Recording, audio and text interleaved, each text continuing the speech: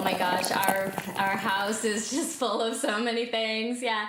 So I think not just, and the label is still together. We're still doing it. We're just kind of doing it like more part-time instead of full-time. I was really pushing it full-time for a while, and then I realized, I could make a lot more money doing art like what I was doing. And I'd rather, it was kind of just killing the excitement for me a little bit too. So I realized that I was happier doing music myself rather than supporting other bands, which I also enjoyed that experience of helping other bands, break out. And I still completely will do that, as part-time, but I didn't want to do it like full-time and miss out on making music. So that was like, I was doing everything all at once and I was kind of getting burnt out. So I just kind of, took a step back and focused more on what I love, which is making the music. Hey, what's up, Vox and Hops heads? I'm Matt, the vocalist of Cryptopsy and the host of the Vox and Hops Metal Podcast, brought to you by Sound Talent Media and Evergreen Podcast, where I sit down with fellow metal musicians, talk all about their lives and music while sharing killer craft beers. I hope we had a killer weekend. I most certainly did. This Vox and Hops episode is presented by Heavy Montreal. Heavy Montreal are Montreal's premier metal promoter, and trust me when I say this, if you are ever in Montreal and you are looking for a killer metal show to go to, well, Heavy Montreal will have you covered. I'm beyond stoked to have Heavy Montreal behind the Vox and Hops Metal Podcast. Did you get a chance to check out the brand new Cryptopsy song? I hope that you did. It is now available on all streaming platforms. It is the first single coming up from our first album in over 10 years called As Gomorrah Burns. I am so excited to finally talk about the brand new Cryptopsy record that's coming out on September 8th via Nuclear Blast Records.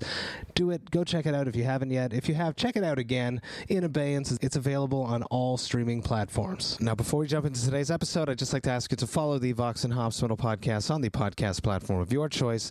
But more than that, I would love for you to tell a friend about the podcast. To someone in your life that just loves extreme, brutal death metal, well, you should absolutely let them know that the podcast exists. You could tell them that there are over 400 episodes where I sit down with some of the world's best extreme metal musicians. We talk all about their lives and music while sharing killer craft beers. If you would encourage one of your brutal metal heads to become a brand new Vox and Hops head, that would be something that I would truly appreciate. And today on the podcast, I'm very stoked to be with Mallika Sundaramurthy of Unfathomable Ruination and Emasculator. Get ready, everyone. This is Vox and Hops episode number 422.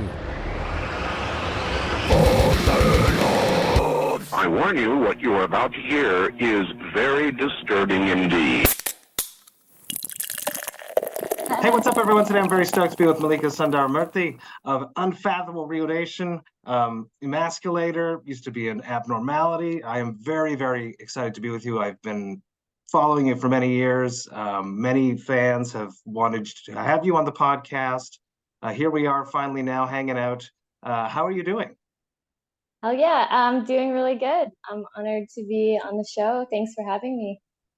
We're working on something very secretive, but we can't talk about that. So we'll talk about a whole bunch of other things.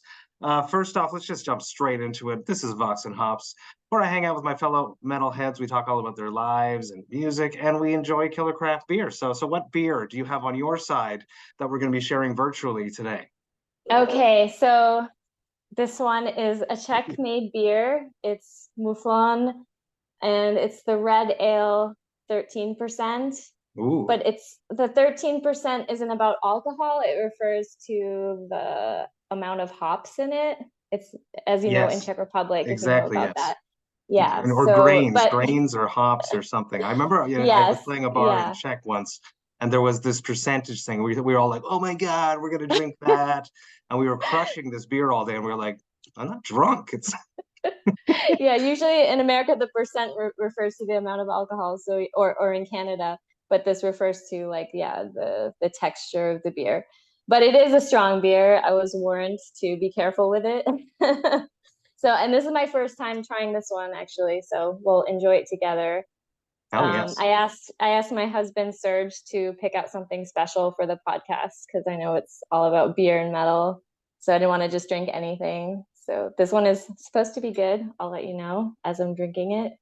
Well, cheers to Serge for being your sommelier, your beer sommelier for this special occasion. On my side, I am drinking something new that I've never had before.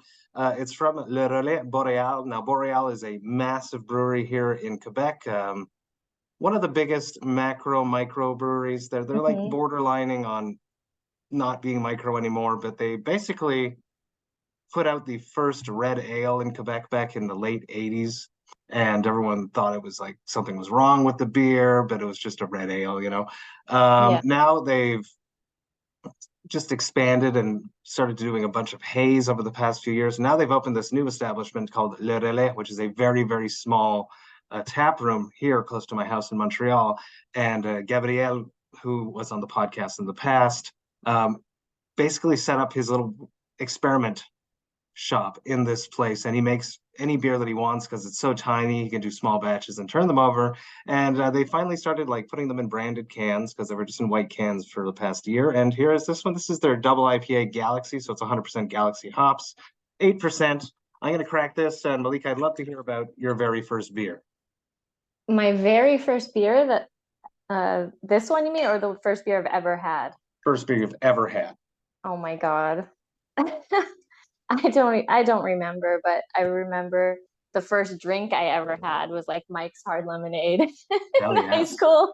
Yes, we had something similar up here in Montreal called Tournaire, which is tornado. Cheers. Cheers. That looks gorgeous. Ooh, gorgeous nose. Oh wow, this is really good. And the glass is Master, which is another good Czech beer, actually. Oh yeah. So I asked my husband to pick the beer. He's actually very knowledgeable. He owns a bar in Czech Republic called Nightmare in Prague. No way. So he was a good guide for me in terms of the beer. So, that's cool. So next time I'm going to Prague, I'm going to Nightmare. Oh yes, please, you have to. You'll be our guest of honor. I would love that because I have been to a metal bar in Prague, and you're probably going to know Hell's Bells. Hell's Bells, yeah. And I drank a very strange spicy IPA because in Prague, there's a hot pepper festival that's very popular. Correct me if I'm wrong, and they had made an IPA for this festival, and I've never been able to find this beer again. But it was so spicy; it was too spicy. Okay, I'm sure. Yeah, we have all kinds of festivals here. A lot. I'm not aware of the spicy pepper one. That's interesting. But Hell's Bells, yeah, it's the most well-known metal bar in Prague. Yeah, spent some nights there. It's really fun. Yeah, our bar is about horror movies, but it's kind of like also known as a metal bar because we're playing metal there all the time. Yeah. Well, horror movies and metal just is a perfect crossover, as much as beer and metal. Exactly. Yes. So take me back to that first Mike's Hard Lemonade. What was the story behind that? It's embarrassing. Oh, just friends from high school, and the first drink, and hanging out with my buddies, and like that's what they gave me. My older, more experienced friends, they're like, for your first drink, you should have something fruity. Here you go. Yeah, they tasted like lemonade, but a little different. Yeah. Then in terms of beer, I think probably the first beers, as Americans, we're having like, Coors or Budweiser, and I thought for the longest time that I didn't like beer, because that's what I was exposed to, or PBR or whatever. And then it wasn't until I moved to Czech Republic that I was like, oh, I like beer, actually. If it doesn't taste like piss water, I like it. There's a lot of really good beer. And, since I moved away, like this, independent companies have really gotten more popular in the US and Canada. Yeah.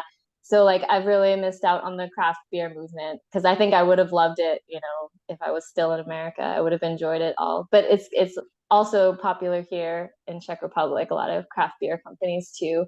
And the classic Czech beer is really, really good beer. Some of the best in the world. Yeah. You're so lucky. There's so many craft beer breweries here in Montreal that just put out Czech style beers. There's one specifically called Silo here in Montreal. And there's actually like a whole pilgrimage that happens. A bunch of Quebec brewers do that. They all pilgrim to Czech Republic to like apprenticeship underneath these classic Czech brewers. So, and then they come back and they definitely don't steal Czech yeast.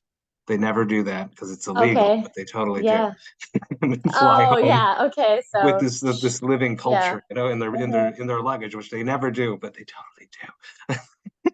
Yeah, but it's like it is definitely a whole culture here. It's like the beer country here, and it's a long, long history of beer making. And it's all about like the water that goes into the beer, like the highest quality, everything. And yeah, they really, really hold their beer on a high level here.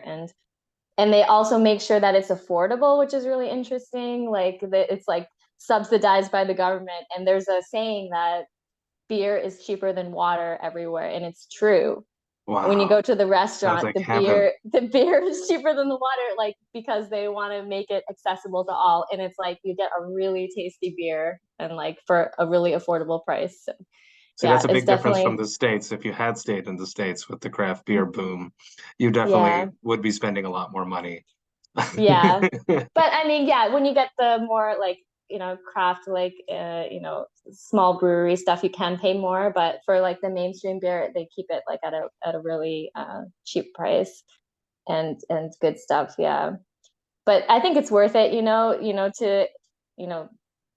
you're going to spend your money, might as well spend it on something that you enjoy, something that people put a lot of love into. Like death metal. Life people. Short. Yes. Invest in death metal. We need it. Take me back to the soundtrack of your youth. When you were growing up in your parents' or guardians' house, what music was playing when you were not in control of the radio? What music did your parents or guardians listen to? Oh, God. So my parents are divorced, have been since I was in second grade. And they're very different people listening to very different kinds of music. So my mom was kind of a hippie, like in the 70s, but then she converted to born again Christianity. And after that, she only listened to like Christian music. But like when we were kids, we were exposed to some different, like, like Joni Mitchell and some good folk kind of music. And then later my mom was just like blasting the Christian tunes. And my dad is from India, so I was exposed to a lot of, Indian music and classical music, like, Ravi Shankar. I was going to like concert with my dad, and a lot of Indian music. And my stepmother is also Indian. She was playing a lot of the, the pop Indian music, like from the movies. And they're from Bollywood with that. Kind of, yeah. Somewhat in the right area there. Yeah. They're from South India, so it's Tamil movies, and the Bollywood is like the Hindi movies, like from the north. But nowadays they make the movies like for everyone. They just like translate the languages, they dub it for everybody, and like I think it's like world, all over India. Like the movie industry is the same now, but it used to be like north versus south, and my family was more like they're from the south, and the movies they watched were the southern movies. Yeah, I guess they realize that there's so many people you can profit. You can reach everyone. More people. Yeah, exactly. Yes. Come on, people. Let's work together. Let's bring everyone together. Stop segregating stuff. No more genres and death metal. Death metal is death metal. Come on, people. No more beer wars. Just drink beer, people. Yeah, but those like some of those pop songs I really hated. Honestly, some of them. And now really you like them. And now you like them. And my stepmom was like controlling the radio with a strong arm. But so when I was, a teenager, I'd go in my room and, blast my music loud. It wasn't really their cup of tea, but exactly where I was going. What would be the something you brought into the house that was against your parents' values, let's say? What would be the first CD or first album that really shocked your parents of this, or if it did shock them, this new discovery of your identity, let's say?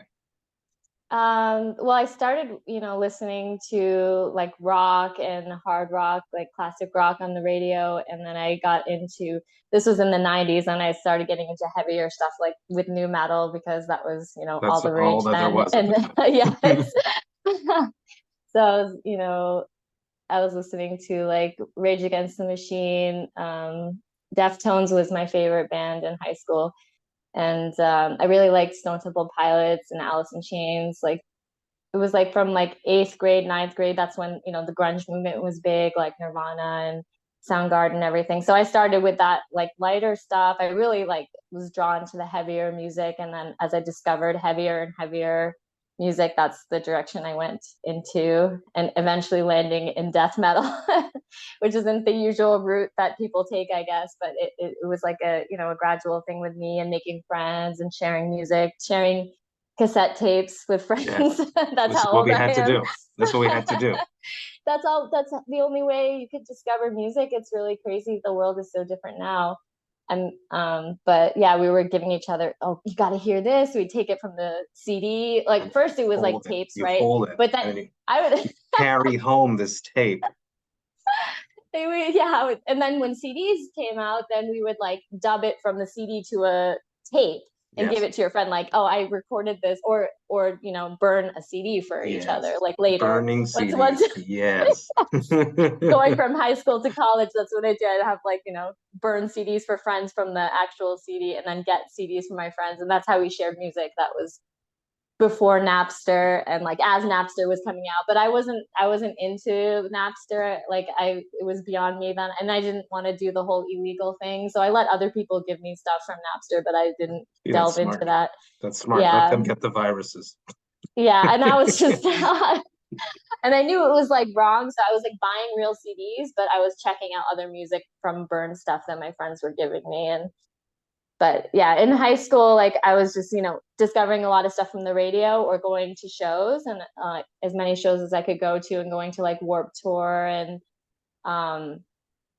Lollapalooza, and like, you know, different, cool. Yeah, and Ozfest later in high school. Yeah, like I went like 97, 98, 99, and nice. Discovered a lot of music that way. Like that was Slipknot's first tour, like big tour, and I was at that show. It was like crazy. Yeah, crazy people still listening to it, and they're still huge. It's awesome. Yeah, like our generation had some of the best music. Yeah, for sure. Like all that stuff really influenced me, and like, yeah, and just it was like an exciting time. Yeah, I just love music so much, and like, yeah, just somehow got drawn more and more to the more extreme side of things and going into college. And I had a friend in high school that was in a death metal band. I guess that was the first introduction to death metal. And he was giving me like, you know, Deicide, Cannibal Corpse and stuff like that. And when I first got Deicide, I was like, wow, he really hates God and Jesus. So it's really... It's true, but he was scary. Back then he was scary. Yeah, but I was kind of like, you know, rebelling against my mom's whole Christianity thing. So I was like, it was speaking to me also on a certain level. Yeah.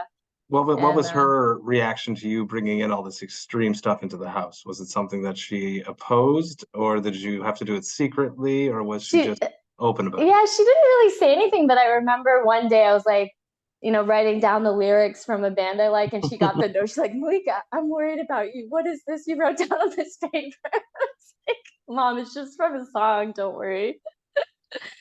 Yeah, but I know. But my parents didn't really, they didn't really have a problem with my music. They might tell me to turn it down or something. Yeah. So. They buy you headphones. Yeah. Yeah, if they could. Yeah. But yeah.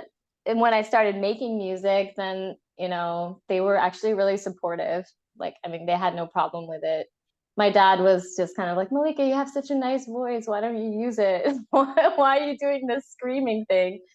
But once it started going somewhere, then he was proud. He's like, good. He's like, then he would brag about me to random people. My daughter's in a death metal band. Like, have you heard of them? Yeah, he's still to this day. So once he saw that it was like something real, then he was proud. At first, he totally didn't get it. He was like, "Why are you doing that?" Yeah. So that's basically it. Do you remember us talking about your voice? It was the next topic I wanted to hit. Sounds like you went to a lot of shows. It sounds like your parents were very open about that as well, which is amazing. People let kids go see shows. More venues should be all ages. It's difficult to organize, but more venues should be all ages. Young kids should be at shows. It's so much to learn at a show. So it's cool that your parents let you do that. Mm-hmm. What would be the very first harsh vocals you ever heard? Well, like it was probably like just hanging out with that friend from high school. Like I saw him jamming with his band, and I was like, what is he doing? Like with his voice? How do you do that? Yeah. But like the first concert with harsh vocals, or I guess like, you know, watching Ace Ventura, Pet Detective, right? Yes, when Cannibal Corpse was in it. I was probably like 12 when that came out, and I was like, what is that?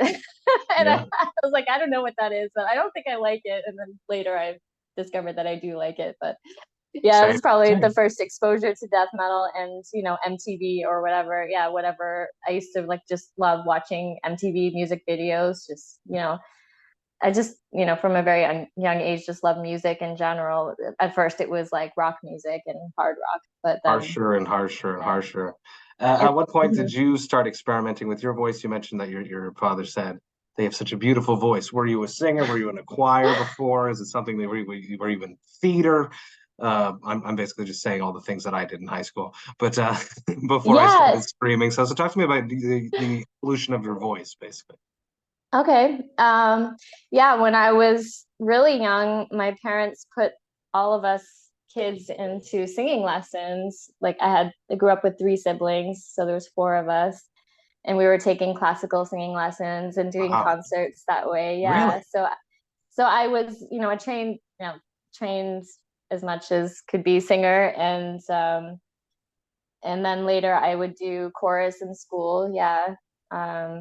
And much later, when I was growing up, I took some opera singing lessons just to get better with, to help with the metal singing too. Yes. And So a I did lot of watch. people don't think that, right? A lot of people Yeah. don't think that it would work and it would the lessons would cross over, but that's not true.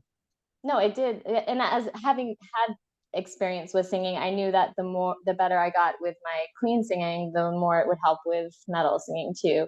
And I know that the singing from the diaphragm is hugely important, and who better than opera singers? They Exactly. sing without a microphone, and they're just some of the most impressive vocalists ever. And in college, I had a friend who was an opera singer, and I was just enamored with her voice and her abilities. So yeah, I started with her. Just sit next to her. Yeah, exactly. Sit next to her at a party and be like, by the way, oh yes. Yeah. I was teach me. And so I did, a couple lessons with her, and she's like, so you're a soprano? I was like, wow, cool. So I kept going, and then I started taking lessons with, more full-time with another opera singer for like a year or something. Yeah, until I don't remember why it stopped, but she moved away. That's why the teacher moved to New York City. So I was in Boston. So that's why I stopped taking lessons. But by then I had a pretty good foundation. Mm-hmm. So I was like, okay, I got a lot out of this. I'm going to for now, keep doing the metal thing. Apply those techniques to the extreme levels. Do you remember that first time that you screamed and you were like, oh, I'm good at this? Or there was a potential of being good at it? Because we were rarely good right away. People are rarely good right away. Yeah, no, I'm gonna admit that I sucked in the beginning, and most people will suck, and it's just you have to have an interest to keep going. Yeah. So back then, I was a teenager, and I had just discovered what death metal was, and I just had a huge curiosity about it, and I was a singer. I liked singing, and I was just curious, like, how do you do that with your voice? And you were singing only in sorry to cut you off. Only in chorus. You were never in a band doing clean vocals. No, but I had an interest in being in a band. Like I think since like No Doubt, I was like in Gwen Stefani. I was like, oh, I totally want to do this. Like she was her. Super like cool. I was like in 8th grade or something. I was like, oh, this is amazing. And then I started fantasizing about like being in a band. I think from then, and like then later as like I liked heavier music, I wanted to do a heavy band. And I was trying in high school. I was trying to find other people to jam with, but it never really panned out. I did jam with like some friends from high school. Like we were going to do a talent show together. Yeah. And we did. we covered a Deftones song together, and we were going to do it in the talent show, but then they moved the date of the talent show, and I already had tickets to Woodstock 99, so I had to make a choice. Naturally, I went to Woodstock 99. Absolutely, I agree. What Deftones track were you going to cover? What song was it? It was it's going to take me a minute. It's from Adrenaline. Okay. There was Bored that kicked it off. There was 7 Words. It was 7 words, yeah. Oh, yes. I'll never be the same. Breaking Decency. Exactly. Don't be too drunk. Don't fall on my living room. Yeah, that's funny how we remember all that stuff. Yes. But I can't remember my own lyrics from my own songs now. But yes, it was 7 words. That's it. It's just been a minute since I've even thought about that. Yeah. That was it. That makes me happy that I'm bringing you back that far. Oh my gosh, yeah. So I was totally into the new metal thing, but it was huge back then, and I had the kickwear pants. Oh my gosh, they're like back now. They're back. Like it's so weird for me to be seeing it everywhere. Everything is a cycle. Hopefully extreme death metal. It sort of seems like it's back. So I'm just going to keep riding the wave right It now. is. It's really popular right now. I know. Yeah, I'm surprised. It kind of never went away too. Like, Not for yeah, purists like us that yeah, are really involved in the scene, but yeah, in the popularity aspect of it. yeah. In terms of young people getting into it. Exactly. Yeah, Bands like yeah, Undeath, Sanguisugabog, other yeah, bands such yeah, as that, all these bands that are just popping off right now, packing rooms. yeah. Very cool. Yeah, good for them. Yeah. Very cool. But Very, very cool. you know, these days I'm very much more into, you know, death metal and brutal death metal. But, you know, from time to time I might pop in a Deftones album or something. Reminisce, yes. Nostalgia is Nostalgia, beautiful. yes. It's beautiful. That's why you have It is a a beautiful horror thing. themed bar, because Yes. nostalgia is beautiful and very, very powerful. Mhm. So as your voice is evolving, you start doing harsh vocals. You continued taking voice lessons to uh, become a more proficient death metal vocalist, extreme vocalist. At what point did something like click in you, and it was like unlocking a Pandora's box? What would be that for your voice? So I think I developed my growl. You know, I know that I developed my growl like around 17, 18 years old. Like I was just, you know, practicing 2 albums. I asked my friend who did it, he played guitar and sang, like, how do you do this? He's like, I don't know, you just do it. Okay, thanks. so, so I just But yeah, practiced get in until the I room. got it. That was the Get advice back then. You just do it. You just do it your way. You find your way. And that's all we had back then. Nowadays, you can take vocal lessons for extreme vocals, but used to not be like that. You mentioned you watched all the DVDs. I cut you off as you were saying that before. What DVDs Yeah. were you talking about? Oh, well, I was gonna say I did in college. I got the Melissa Cross Den of Screaming just out of curiosity, and yeah, I love that you had her on your show. Yeah, so that So was nice. also influential. So nice. A lot of really good tips in there, you know, about yeah, just like how not to mess up your throat on tour and things like that that were very helpful. Absolutely. But that was already after I had been doing death metal vocals. It was just like another good tool in the tool bag. And I There do must have really been love things that you her. were like, oh no, I'm already doing that. So it's like Yeah, reinforcing that you are yeah, doing the right things.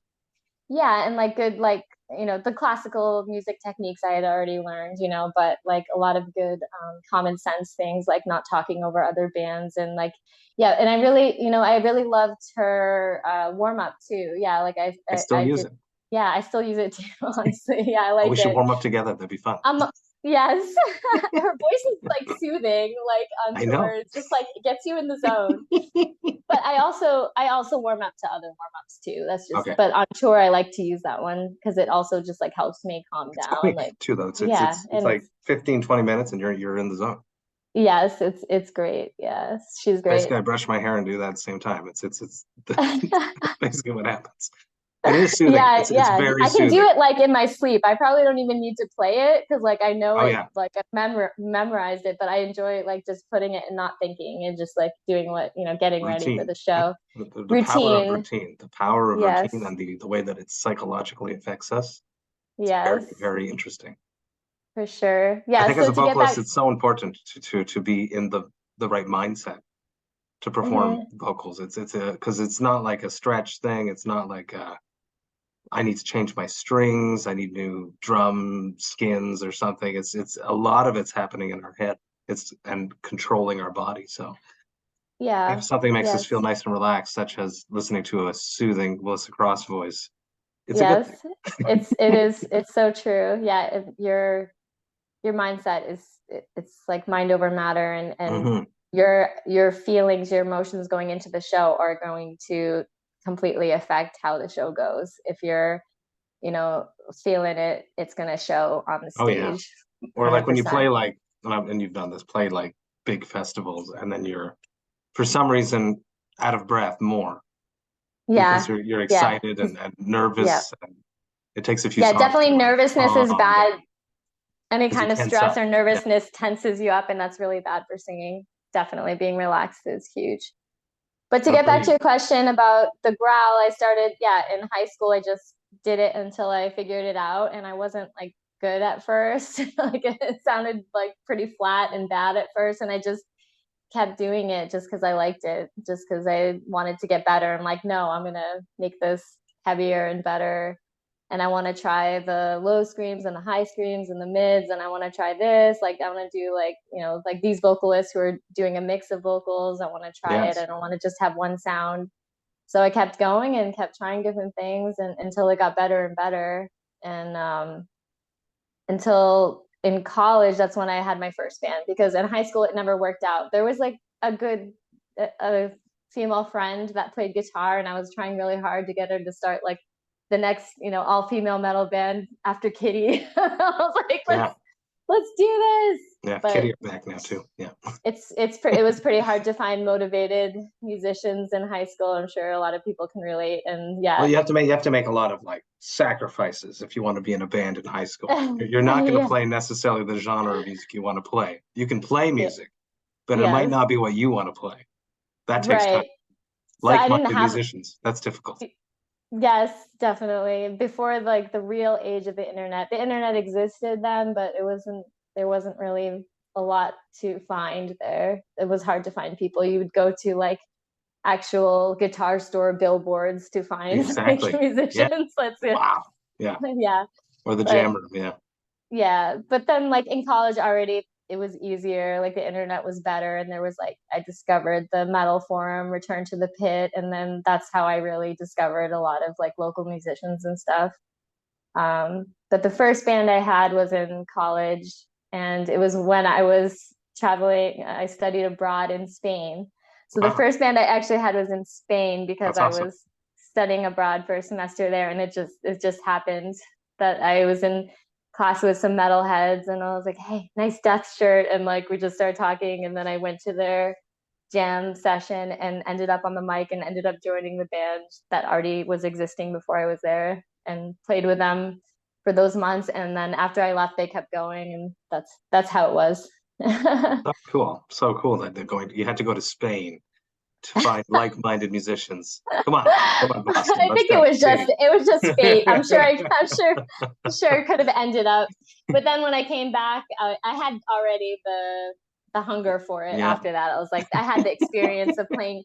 Even in those 6 months, we played 3 shows somehow. So like I came back and I was like, I want more of this. So so then I made friends with some more metalheads in my college in Boston, Massachusetts College of Art. Now it's Massachusetts College of Art and Design, or Mass Art for short.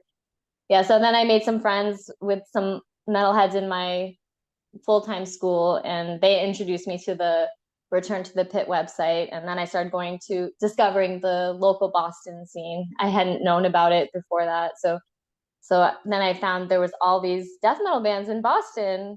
Yeah, and so I started going to more shows and meeting other musicians and playing on stage with some friends' bands until I had some failed projects before finally forming Abnormality. Yeah, but there was a band before that we never ended up recording. But yeah, it didn't work out. But those guys then formed Sexcrement, and some of those guys had been in Goratory before that. You've probably heard of Goratory.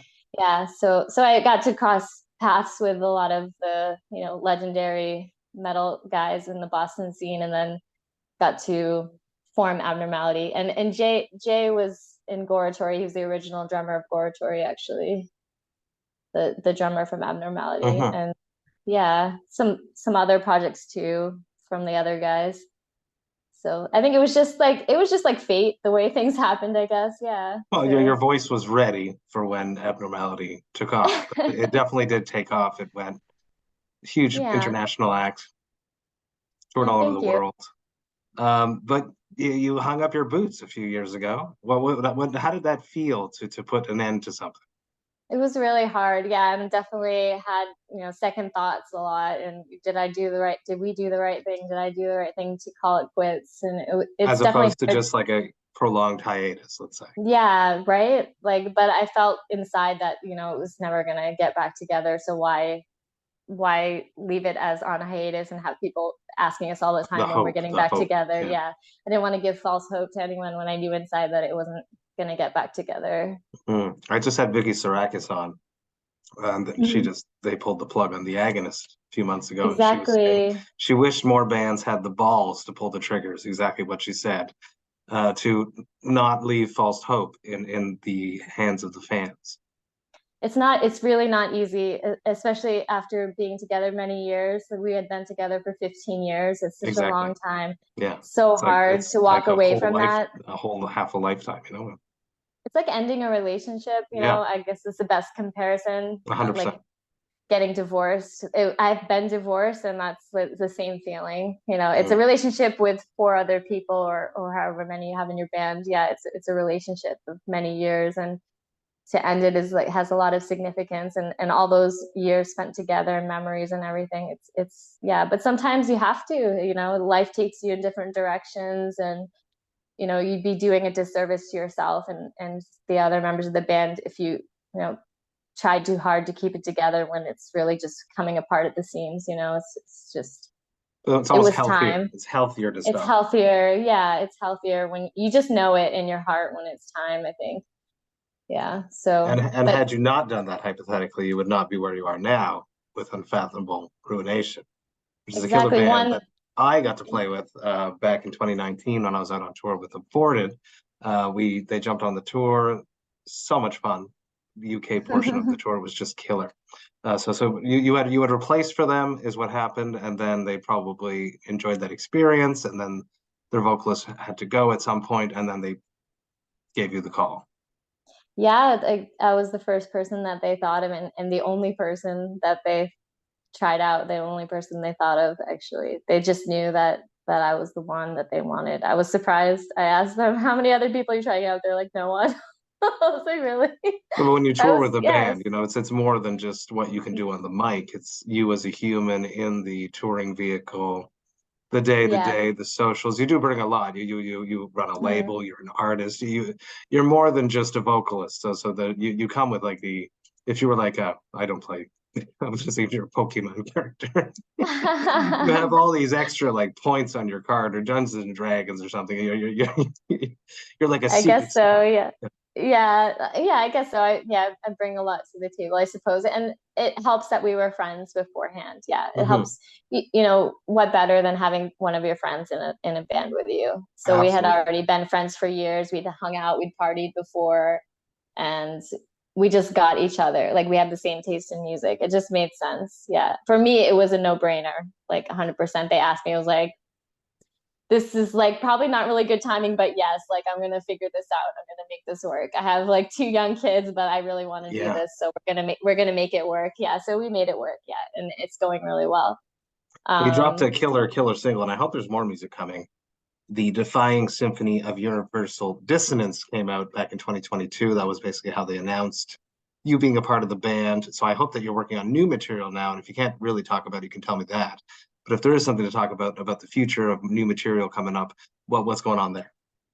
Yeah, I can talk about it because we've kind of said this online. Yeah, that we did the single just as a taste of what's to come, our collaboration together. And we are working towards the next full album. And this year or 2024, it will be out. Yeah. Nice. Yeah. Very exciting. I hope that we get to share the stage together. I hope we get to share many stages together because I had such a good time with them. A very, very fun band to party. And if they're listening to this, Manchester was fun. I'm going to ask about the details later. But yeah, the guys had nothing. Yeah, nothing but good things to say about you, though. Yeah, they were like, you have to go on the show. So yeah. That makes me happy. That makes me very happy. Talk to me about, you mentioned when in high school you were thinking about starting an all-female band. Now you're a mother of 2 in a band. Talk to me, what is the worst, stupidest question, and I hope it's not this one, that you've ever received because you're a female extreme vocalist? I mean, it's the one I get all the time. What's it like being a girl in a metal band? It's like, what's it like being a man in a metal band? Like, what kind of question is that? Like, I only know what being a woman is. Like, I can't. It's like, it feels like being in a metal band. Like, what's this question supposed to ask? What's it like having a vagina? I don't understand what you're asking. But I get that question all the time. But I try to answer it. Like, but. Yeah, it just is what it is. Eventually, it's not going to be such a big deal. No, there's more. There's so much more prominent now. It's already much better than it was, and I celebrate it because when I got started playing in death metal bands, I was very often the only woman, and on tours with with 3-4 other bands, and I was the only woman amongst like 20 dudes, and I didn't like it. Anytime there was a woman at the show, I was like, be my friend. Thank God, give me a hug.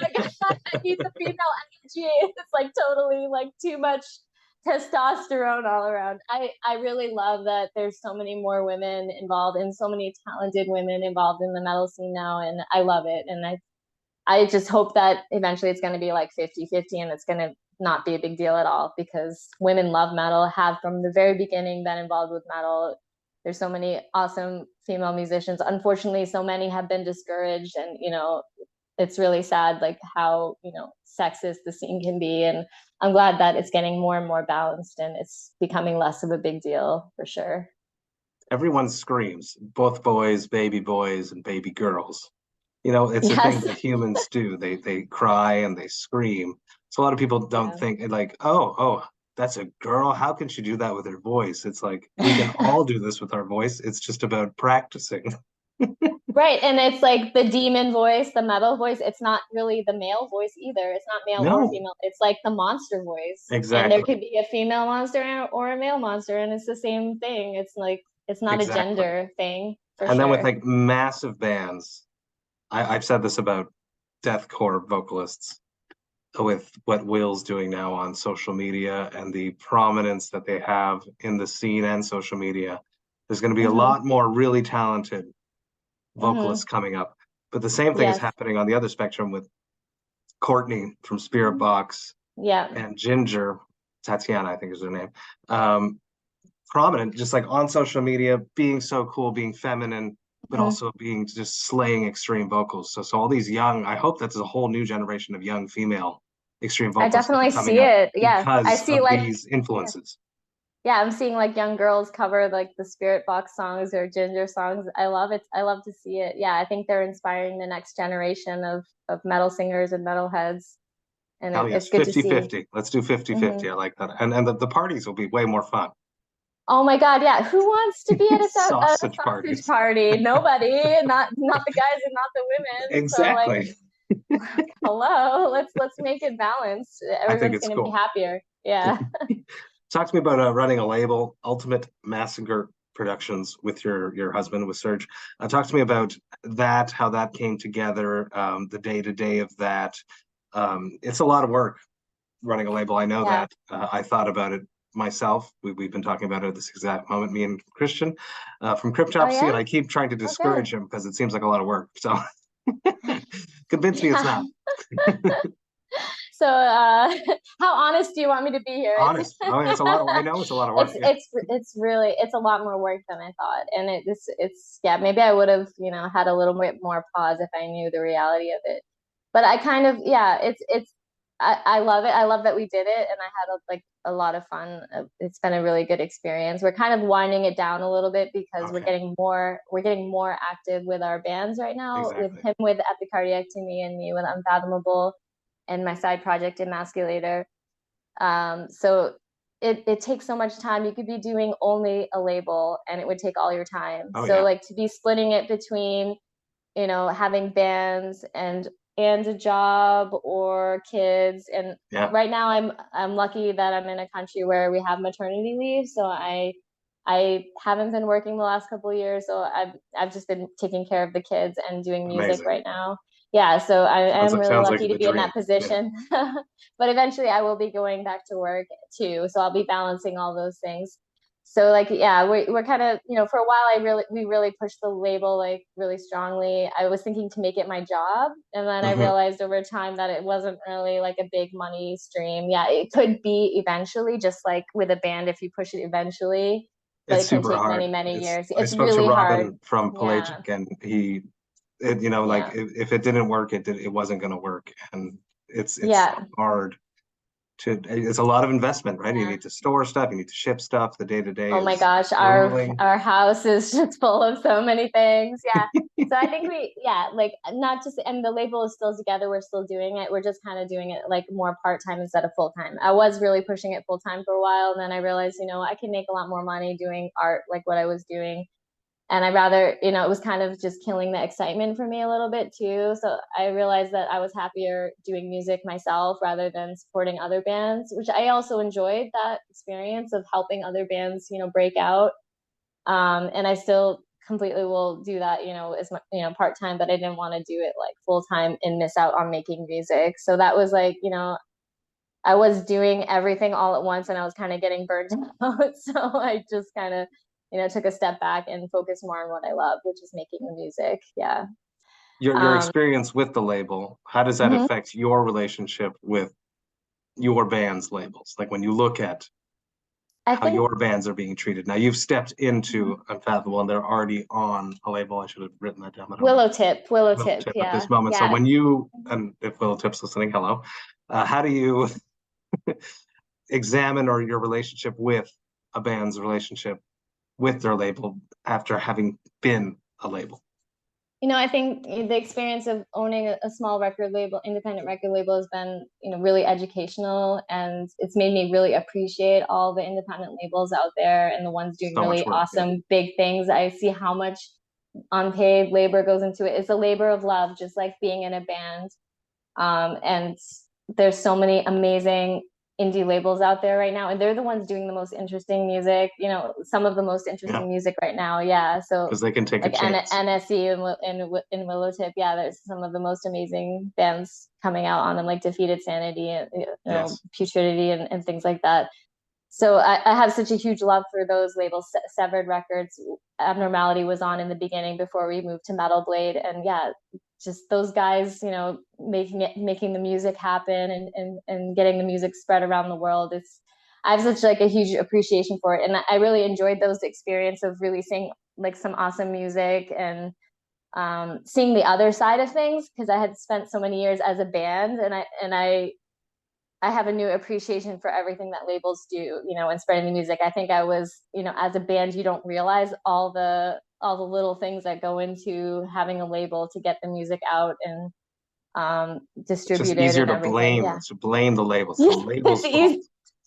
It's easy to like hate your label, and now I just like really I have so much like gratitude for like everything that the labels I've been on have like done for us, and like the labels I'm currently on with my bands, like everything they're doing, and I can see from their perspective now, having owned a label, and I do, you know, I'm a lot better at promotion now.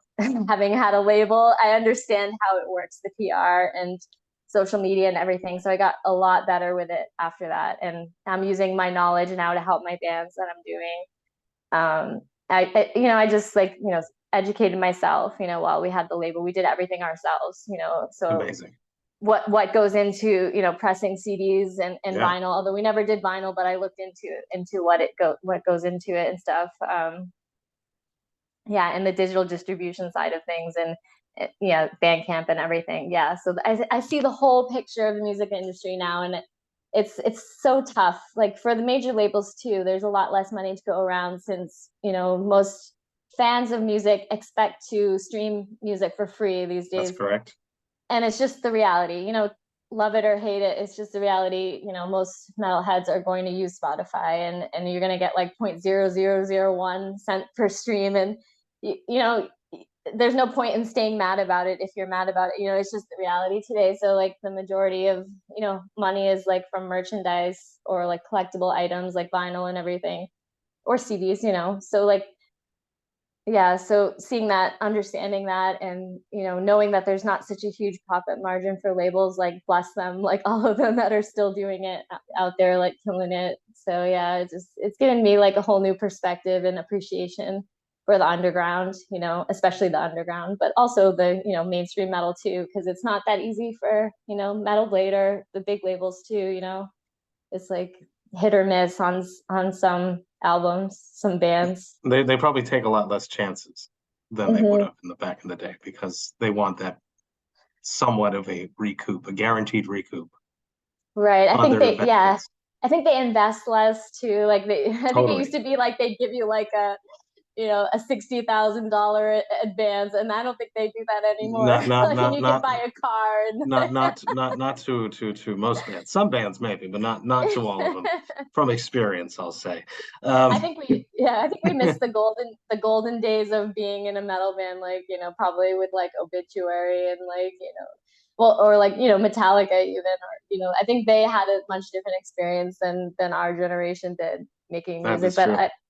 But I think it's awesome, like that, the underground is really where it's at. It's like the most true and appreciative fans, and most everyone here is doing it for the love of the music, and obviously not for the money. So it's just like, it's that everyone loves the music and is here for the right reasons.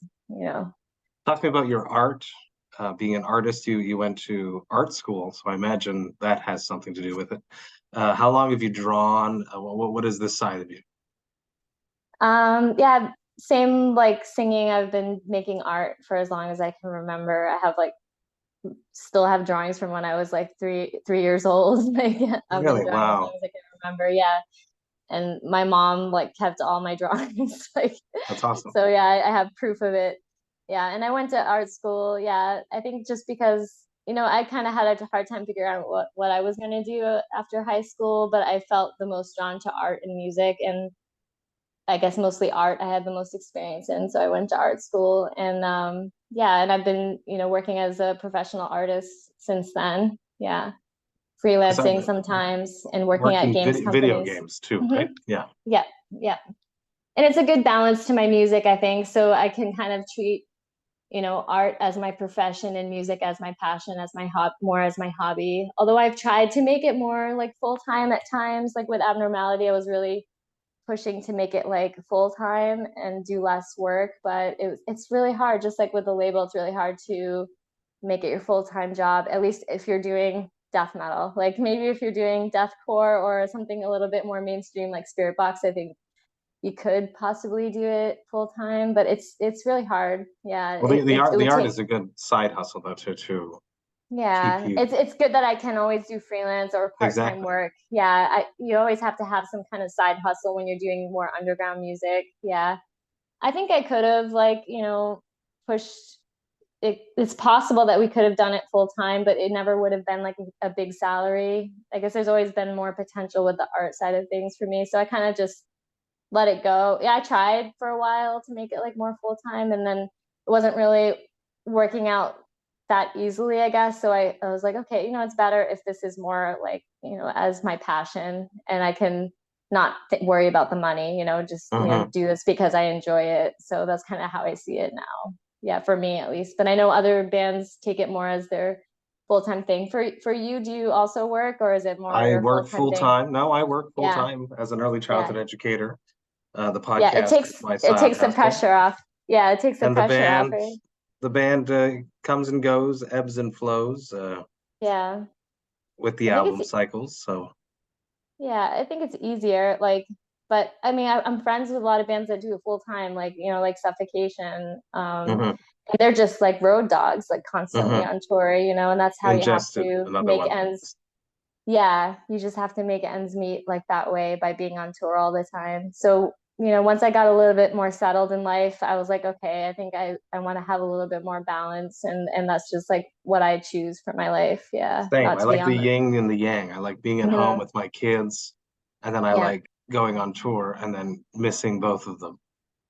Yes. On tour, want to be home. When I'm at home, I want to be on tour. Have that yin and yang approach. It's just there's been a lot of at home over the past few years because of the pandemic, but it's coming back, people. September, we're hitting the States. Do it. Come hang out. It is back. Yeah, that's the sweet spot, I think. Yeah. I love it. Yeah, but much respect. Sorry, go for it. I was just saying, much respect to you, like with Cryptopsy and everything. Yeah, thank you. That you guys do. I love making beer collabs. I love making collabs. I've made over 80 collabs in the past 4 years for the podcast. I've made some stuff for Cryptopsy. If you could make a perfect collab for you, it could be a beer, it could be anything else. What would the perfect collab be for you? That's a good question. I would love a coffee collab, honestly, or beer, but coffee, I'm like big into coffee and tea. So coffee or tea. I love tea also. That would be something that I would enjoy every day. With beer, I'm like more like a once every couple weeks, once a month kind of drinker, especially after having kids. I don't drink too often, but a coffee collab would be awesome. And I'm loving all the death metal collaborations with coffee I've been seeing. So I would be really into a coffee collab. There's a bunch of amazing coffee companies out there. I just got a bag from Bière, Bière, BLEGH. Yeah, and you should definitely hang out with them and make an Unfathomable Ruination coffee. I think it'd be cool. One last question, classic Vox and Hops wrap-up question. You just sort of hit it right there. Probably doesn't happen to you very often because you only drink once every few weeks now. Because since you become a mother, it sucks, but every once in a while, not it sucks. It sucks being hungover, which is where my question is going. Let me take that again. Probably doesn't happen to you very often because, as you just mentioned, you only drink every few weeks. But every once in a while, it happens to everyone. What is your hangover cure? Oh, I drink as much water as I can and try to sleep as much as I can, and then I just power through. Yes. I never take aspirin. No. I'm that kind of person, so I just power through the sickness, and I remind myself why not to do that.